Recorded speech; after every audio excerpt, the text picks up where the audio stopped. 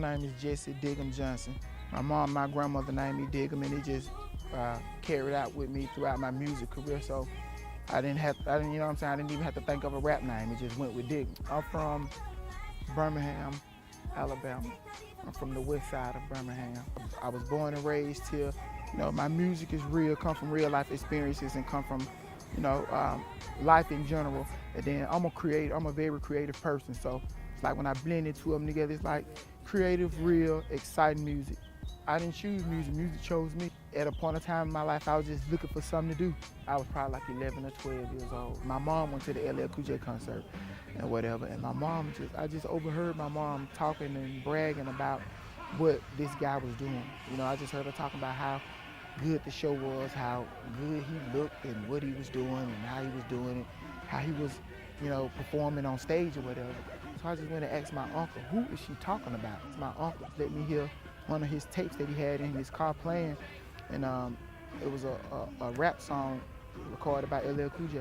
And when I heard that song, I knew what I wanted to be. It was no exception from that point on. I was gonna do music. I told my mom I'ma be a rapper one day. She said we gotta move to New York or LA. I was a young boy. I told my mama that I wanted to be a rapper, and she told me that I would have to move to New York or LA because it don't happen for people in states that, you know, in the state that I'm in, because it's a way much smaller state in the way that people looked at it. My mom had me when she was 13 years old, so we just grew up kind of like close together. So I always been real close to my mom.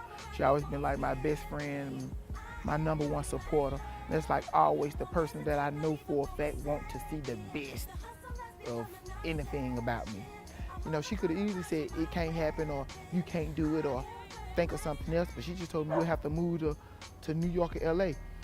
And me wanting to be a rapper so bad, when I told her I wanted to be a rapper and she told me I had to move to New York or LA, I looked at that like it was simple. And I actually did move out to LA and got some music things accomplished. I got on a mixtape with J.O. Felony. It sold a lot of copies. I dropped my own mixtape out there. It sold, you know, a lot of copies. And I met with a lot of different independent and up-and-coming artists. So yeah, I laying a lot of groundwork out there in California. Tupac Shakur, my favorite rapper of all time, and I found out where the studio was that he used to record it sometimes in California. And just because he'd been there before and wrecked the studio, I wanted to you know, have it under my independent music career that I recorded in the same studio as Tupac before. So I went there and wrecked it. Went there and just turned up song after song after song, no pen, no pad, no paper. I'm blessed with the gift of music. I love doing music, and music is what I'm gonna do forever. But the passion behind it comes from the differences that I'm trying to make and the people that I'm trying to help. I'm sitting back thinking of how I want this rhyme to flow, whispering I should have quit a long time ago. You know, I gotta make it out and move quickly. The song I Should Have Quit is a song I recorded. Well, it's a song that I wrote, actually. I was on a bus on my way back from Atlanta. It's not really by far saying I should have quit.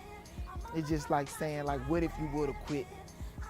Where your legacy would have stopped at? You know what I'm saying? Like, if I would have quit at this point, I wouldn't have made it to this point. Sometimes you don't always have everything blueprinted out, but as long as you're positive and working, you know, you develop, everything develops. You know, my time haven't came yet, but no one wants to provide for their family off of music as much as I do. No one loves music as much as I do.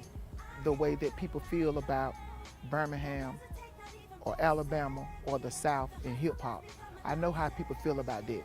I'm going to accomplish being a successful recording artist out of the South, and I am going to change the way my family has been living over the past years as far as finances.